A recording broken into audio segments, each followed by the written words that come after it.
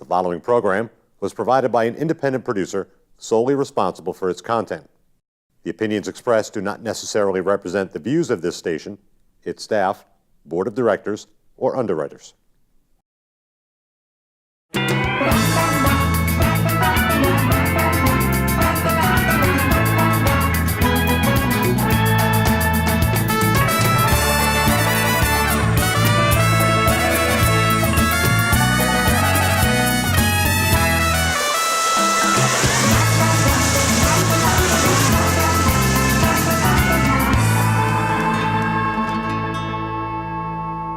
Hey there, everybody. It is Lyn-Dee, your Chief Happiness Officer of the Happiness Jungle, and welcome to the Happiness Jungle TV show. I am thrilled, absolutely thrilled today to bring to you a woman that I had the opportunity to meet a little over a year ago. And when you hear her story about online dating, I want everybody to really pay attention because her story is going to blow you away. It's one of those stories that you would think that it was a movie, but it actually happened to her. So I want you, the first message about this show is that I want everybody to be safe online, and I don't want them to be taken the way Debbie was, and she's going to share her story. So without further ado, I want everybody to listen carefully to all of the messages that Debby Montgomery from Boca Raton, Florida has to share with you.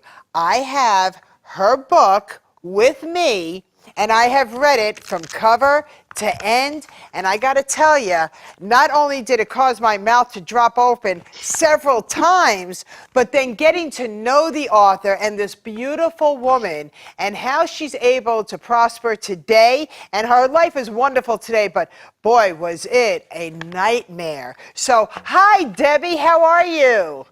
I'm great, Lyn-Dee. Thank you so much for having me. I couldn't be more thrilled. I know that we were going to have you on a few months ago, but we got snowed in or snowed out. But we get to have you back today, so I'm just thrilled and honored. Debbie, tell us about your story. I want everybody to understand, first of all, you were married and then something happened in your life. Let's go ahead and start from there because the online dating world, it's a scary world out there. I don't even trust it, and it scares me. So take it away, Debbie. Share your story. Well, it started, I was married for almost 26 years, and one morning I got a phone call from my son, and it was, "Mom, Dad just died." And I was thrown into, I mean, Lou was not sick. He had diabetes, but it was under control. He had actually just left the day before to take his race car to Tampa to get it tuned up so he could race in Miami. And so he left on a Wednesday. Thursday morning, I got that call, and I never saw him after he left. And so I was thrown into being a single mom. I had to run his business, which I didn't know anything about. We manufacture a vitamin supplement for diabetics that have neuropathy. And I'd only heard him talking about the business. I'd never done anything. So all of a sudden I was thrown into doing that because that was paying all the bills. And I was also working as a treasurer for the school district of Palm Beach County. And so I had a day job, and then I came home at about 1 o'clock, and I worked from 1 until, let's say, 2 in the morning, trying to learn Lou's company and run it so that it would pay the family bills. But that's all I did because I didn't really have a life, and that's what my friends told me, because I worked from 6 in the morning until about 2 at night. I didn't like to go to bed at night. From 2 to 4 was the loneliest, saddest time for me because the first time in 26 years I was really by myself. And it was a time to, get mad at Lou, and how do you get mad at somebody for dying? But that was part of the whole grieving period. It was to get angry at him, to be sad that I was by myself, to all those plans we had made, would never come to fruition. And so I had to figure out what I was going to do with my life. And I also had to figure out who was I. And Lou's friends asked that. They're like, you've been a mom, a wife, a daughter, all these roles, but who are you and what are you going to do now? And at 52, I wasn't quite sure what I was going to do. I had been there for everybody else, but not for myself. So when my girlfriend said, get a life, I didn't really, I always teased my boyfriend when I was 16. I didn't really like dating back then. And I surely didn't want to do it at 52. I didn't drink, I didn't smoke, I didn't really run around, go out that way. So how was I going to be able to get out and meet someone that would be lovely for me? And so my friends said, try online dating. It's safe, you can do it from home, you can go to the websites that you'd like to. And I did. I kind of dipped my toe in and I put a profile out there that I thought was perfect and transparent. You know, I was mom of 4 and I came with some baggage after all those years. But I put my best foot out there and jumped in a little bit. And that's where we go. I met a lovely man after a couple of, you know, it's funny, at 52, you start looking at the guys online and I'm thinking, oh my gosh, they can't write, they can't read, they can't, you know, they were showing up in those, what I call the wife beater t-shirts. And I'm thinking, oh, this is not for me.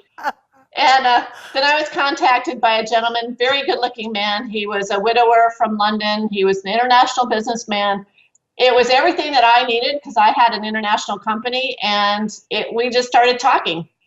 And we chatted for 2 years. We were in this online relationship for 2 years. And it was great. So let me just stop you right there, because you are absolutely the woman behind the smile. You dated him? Were you dating other people? Did you date anybody physically through online, or you were just with this gentleman for 2 years? I was just with him. I found it safer for me physically to not have anybody here for a while, because I've been married for a really long time and I was busy. I was so busy with work and I was so busy with life that when I would come home and I would jump online with him, it was like a therapist. It was like a best friend. I mean, I wrote to him exclusively at that. This was 6 years ago, and I didn't have any contact with him via Skype because he was over in Malaysia, he was in India, he was in all the, you know, he had an international contract. So I did talk to him a couple of times, and he had a beautiful British accent, and it was everything that I needed. But it was interesting too. There were times when I always felt like Pavlov's dogs, because we were on Yahoo Chat. We got off the website, the dating site, which they tell you never to do, in very small print.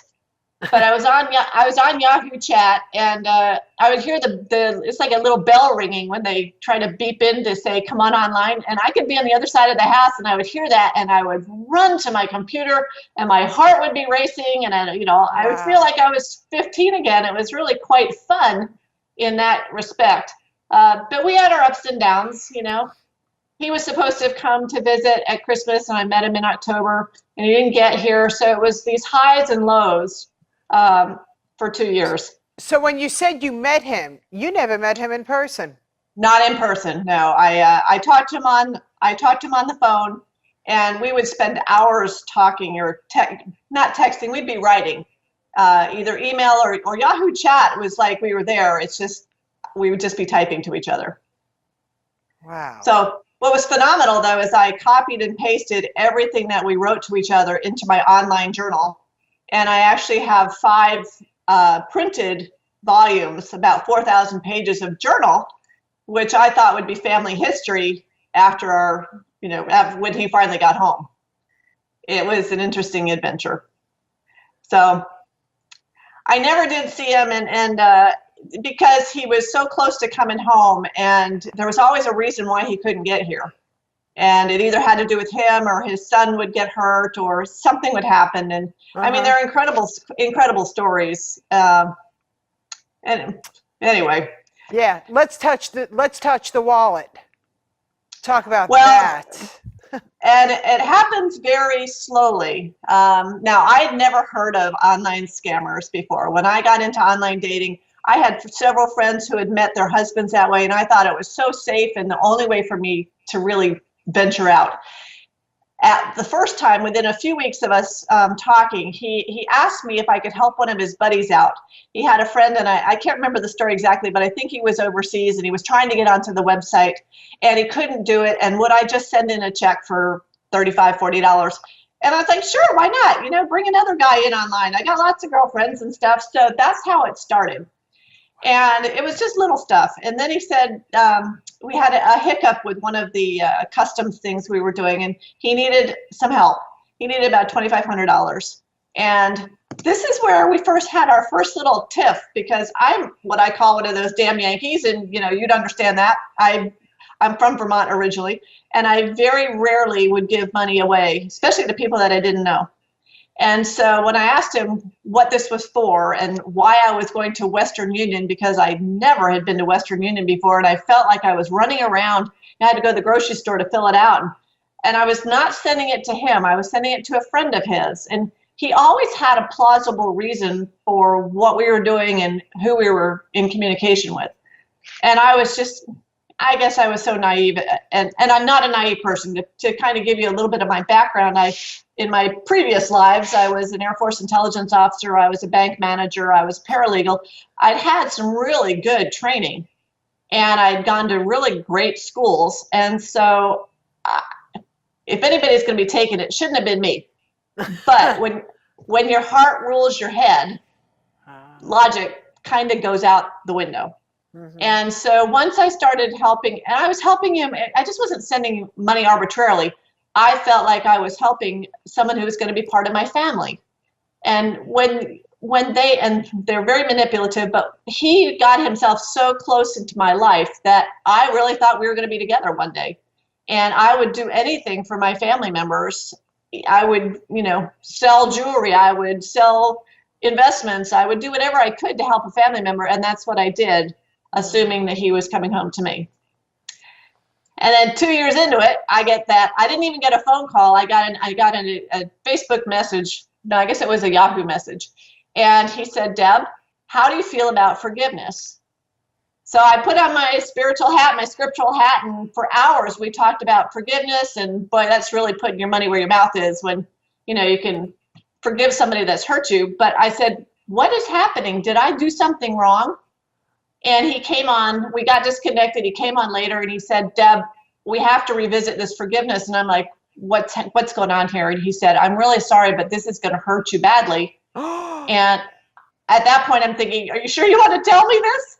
And he said, this has all been a scam. Oh my goodness. Oh my goodness. I got goosebumps. I've heard you tell this story 3-4 times already, and I still oh my gosh. Go ahead. It was like getting a knife in my stomach, because for 2 years I'd had this relationship with this gentleman. He knew everything about my life, my kids, my family, you name it. And the worst part is, I'd sent him a lot of money in those 2 years. And when he said that it was a scam, I'm thinking, you're ill, something's wrong, or, what is going on here? Now I'm thinking that he's lying to me about it being a scam. So I said, Eric, you need to prove to me that this is a scam. And he goes, okay. He said on Yahoo Chat, which I didn't know for 2 years, there was a little camera, and he was going to come on live on the camera. He walked me through it, technically challenged here. And I had my screensaver was my picture of my beautiful, handsome Brit. Uh-huh. And on Yahoo Chat, in the little camera, comes up this picture live with this gentleman, dark hair, dark eyes, dark skinned, and a big smile. And I'm looking at him and I'm thinking, that's not my Eric. And he says, he tells me his name is Joseph, and he says, can we keep this going? And I'm looking at that picture of this man with a big smile on his face. I'm thinking, are you out of your mind? Wow. I said, you've lied to me for 2 years. And the worst part is that I had given him over $1 million. My goodness. And now I hear the vacuum and everybody going, uh-huh.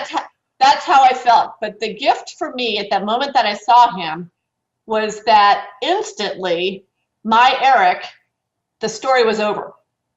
And all of a sudden my intel hat kicked in and my banker's hat kicked in, and I'm sitting there looking at this man going, how can I get my money back and how can I turn him in? Wow. Because I'm thinking, I've seen a lot of TV and the FBI and all this, they can find them. Right. And I kept him engaged because he honestly, what had happened is, at least what he tells me, is that he had fallen in love with me for the good person I was, and he couldn't scam me anymore, but he wanted to continue our relationship.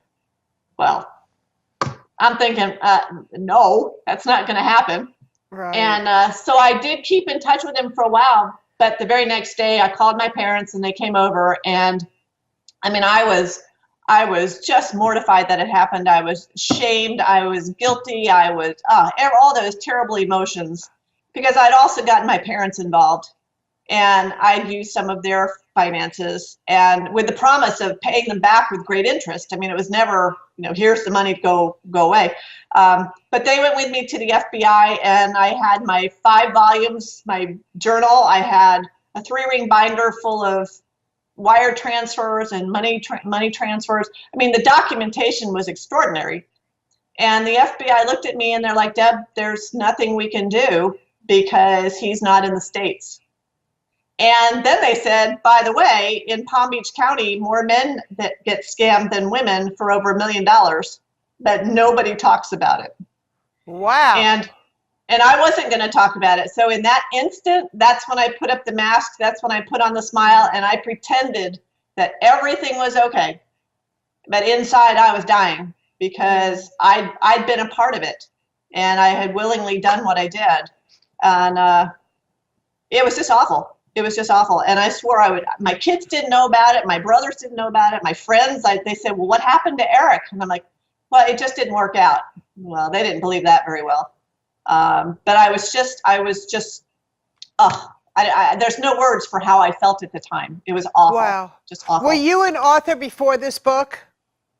No, I like to write, but I had never written a book. Yeah. But the way the book came about is about, I don't know, a year or 2 later, after it happened, I had gone down to Women's Prosperity Network, and I was at speaker training, and I'd gone to speak specifically about my company. And in the process, at lunch the very first day, one of my girlfriends said something about online dating. And she said later that I rolled my eyes at her, and she said, what's that about? And I told her my story. And she said, Deb, you have to tell people. I'm like, oh, no, this is between us. I'm not going to tell you. She goes, you have to speak up because my mother was taken for $80,000. And then somebody else heard the story, and they'd been taken, or their family members. And they're like, you have to speak, because most victims don't want to talk about it. They don't want their family to know. They don't want anybody to know what happened. But for some reason, I just felt, and when I was on Wow Wednesday, a woman from Indiana called in and said, Deb, she was a minister up there. She goes, you have got to tell this story because God knows that you have a voice and that you're strong enough to get through this. And by you speaking up, you will help at least one other person, but probably lots, because you will be the voice of the victim. You won't be a victim anymore, but you'll be the voice for the victims. And at that point, I knew I had to speak up. And I had met with Wally and Johnny Reagan, and they said, first thing you got to do is write your book. So I got challenged to write the book so I could speak on Sharon Frame's cruise the following November. It took me about 3 months to write the book. And it was like therapy. It was very difficult to get my life out in the book, because the book's not just about online dating. It's about me. It's about my life. It's about when Lou died. And I think there's also some explanations on why I did things the way I did, the control that I had needed for me, or not being able to, or not, I guess, taking, I didn't really need stuff. I didn't need the tangible things of the world, because we'd had a fire when I was a kid, and I learned that the most important thing was family and not stuff. So when people say, how could you give him so much? I'm thinking, well, the last suit has no pockets, and I'm not taking the money anyway. For me, it was the relationship that I was building with him. That's right. And when that trust was broken, that broke my heart. It broke my heart. My goodness. Okay, so, because you got a great story. And I love where your life is right now. It's in a really great place. So that happened to you, and it was horrific, but yet you were still able to be the woman behind the smile. I was, but what I learned is that I needed to become the woman with the smile. Yes. And the only way to do that was to tell my story and to encourage other women, because we all have stories. That's to right. encourage everybody to put it out there. And the reason I did that, and the reason I encourage women to do it, is because you never know if the person sitting beside you might be going through the same thing. And she's scared to death to tell her story and won't. But when she hears yours, then she feels like she has a hand to hold, and she has a buddy, and now she's got the power within her to tell her story. And it's just so I hate the word empowering, but that's what it is. But it is. Yeah. It is. It gives you strength from within. Yes. And it gives you a voice. And for those of us, I mean, if you've been married 26 years, I didn't like contention, and if Lou wanted to do something, I kind of said, go ahead, let's do it. And if I didn't like it, then I just kept busy. I was just busy all the time, and I had 4 kids. I was raising the kids, but I just kind of lost my voice. Yeah. And I needed to get that back. Now, the other thing that I'm grateful for with Eric is that one of my girlfriends had said, she's a therapist, she said, Deb, over those 26 years, by not wanting any contention, by not, bucking the system, you had a big hole in you that needed to be listened to. If you think of your body as Swiss cheese, yes. I had a big hole. And so when Eric would write back to me, when he would listen to me, my hole got filled up. So by the time the scam happened, at least that one hole was healed. He created another one, but at least that one was healed. And that allowed me to stand up and speak up. Wow, powerful. Marvelous. We are almost out of time. Oh my gosh, I know, it's crazy. So I want to go fast forward. I want people to know, who are you today? Are you married? I am married. I'm married to a marvelous man, and that's the happy ending, that I did find him through friends and not online. Not online. Not online. Now, online dating is fine, but my rules are you have to meet them in person within 2 weeks, and you got to see the whites of their eyes in person. Okay. So, because there are a lot of scammers out there, and Nigeria, they've got universities that they teach people how to scam. They are very good, and they are getting the smartest, most articulate men and women ever. Yes. And they're doing it, and they're laughing their way to the bank because no one can catch them. So it's just beware. Just be careful with your privacy. We talked about online privacy. I worry about our kids who are putting their pictures out there, and then they're saying where they are at 3 o'clock. They're playing lacrosse at the local high school. If someone wanted to harm the kids, they know exactly where they were, and they could get them before you do it. Yeah. Same with us. Same with our parents. We've got so many older women that I deal with now that are giving money away or giving stuff away. They're going to lose their homes. They're losing their pensions because they're helpful, they're kind, and they want to share. They want to give. Right. So you're recommending, stop giving if you don't see the whites of their eyes. Absolutely. Don't give until you see the whites of their eyes. Yeah. Don't give. Don't give. And so many are. We're getting those phone calls. Identity theft is one of the #1 crimes out there today. We're getting phone calls. They're disguising themselves as family members. They're saying that, oh my God, Deb, it's me. I'm in jail. I need help. Send me money. And you honestly think that it's a possibility, and it's not. And for that person that's getting that 911 call, instead of hanging up and calling the loved one back, they're running and they're doing exactly what was asked for them, because they're just coming from a place of to give, where in fact it's really just you're going into a really dark place. So give us some really great pointers that people could take away so they don't get scammed like you did, and they can be happier. So many people are keeping themselves inside their home. They're building these relationships online. And just like you said, we're letting people know where we are all the time. We're letting people know exactly what's going on in our lives minute by minute. Social media is good. Social media is bad.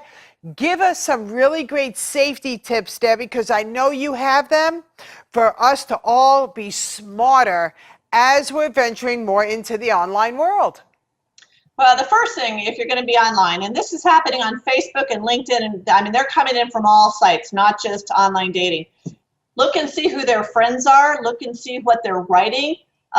Check out their pictures. I can't tell you how many of my friends are sending me pictures of Air Force officers, Army officers, pretending to be scammers. Pretending to be online loves. Yeah. Well, I can guarantee that most, if not all, military are not allowed to do that. And if you Wikipedia, you Google their picture, Google their names, you will find that those guys in uniform are being scammed. They're the other side of the victim, right? Because their picture, that's identity theft on their side. So if you need to, do a background check. Google them. If you Google me, you'll probably come up with 6 or 7 pages. If you when I Googled Eric, I didn't come up with anything, but at the time, I didn't know that. Today, I would know that. Yeah. And again, if you don't see them within 2 weeks, never send them the money. Don't go off the websites, because the online dating sites, I don't believe, give enough protection. They don't tell you enough things. They have these little disclaimers at the bottom. Don't go off the website. Don't do this. Don't do that. But that's hidden behind the, oh, look, let's find a man for you. Just be careful. Be careful. And online dating could be fun if it's local and you see him soon. Good point. Just be careful. Just be careful. Really look into the person. And even I have friends who've been scammed in person. They've dated men for a year, and these guys have had lives elsewhere. Just really do your due diligence. If you're going to give your life to someone, you ought to know who they are. Yeah, and there's nothing wrong with doing a background check. And if the person minds, then they're not for you. Exactly. I tell people all the time when I meet them, you could Google me, you could find out everything that you want to find out about me, so we could go ahead and build a healthy relationship. I'm not talking about a personal, love relationship. I'm talking about any kind of relationship, business relationships. And the other thing I want to share with everybody, because I know I get them, people are trying to like you on Facebook. And if they don't have at least one common friend, I delete them. More than one. Yeah, it has to be more than one, because, yeah. And why is that, Deb? We're running out of time. Why is that? They get a hold of your friends list, and they'll start to friend. And then when say you and I are friends, someone tries to contact you, they say, oh, Deb's one of our friends. Well, then that person, the next person might say, well, now Deb and Lyn-Dee are friends. So, but be really, really careful, because they are tremendous scammers. Tremendous. Awful. We have 46 seconds. Hold up your other book, because you've got another book out. My goodness, you're an author. You are amazing. How can everybody get in touch with you, Deb? Well, go to Debby at The Woman Behind the Smile. So you can write to me, or go to thewomanbehindthesmile.com. This book here is called, it's with the Women of Contribution, and it's called the Pay It Forward series, Notes to My Younger Selves. This is a group of girls, 18 of us around the globe, that we've written our stories, a different story, and then we wrote a letter to ourselves at age 15 or whatever. Marvelous. This is Pay It Forward, 1 billion women we want to get this book out to. So awesome. It's time to just stand up and speak up for who you are and what you can do for the world. Amen. We never said life was easy, and now that we know that it's really complicated, be safe out there, because you can be happier. Debby, thank you so much for being on the Happiness Jungle TV show. And everybody, great read, and be safe. Be very, very safe. Thank you, everybody. Say bye, Debby. Bye, dear. Have a great day.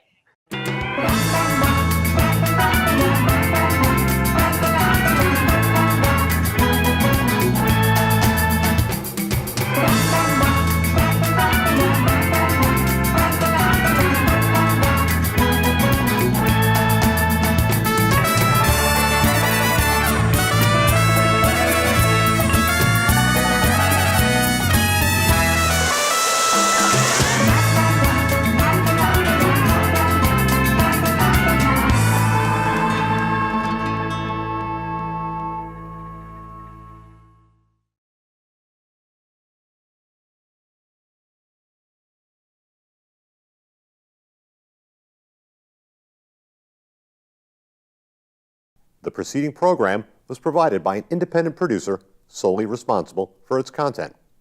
The opinions expressed do not necessarily represent the views of this station, its staff, board of directors, or underwriters.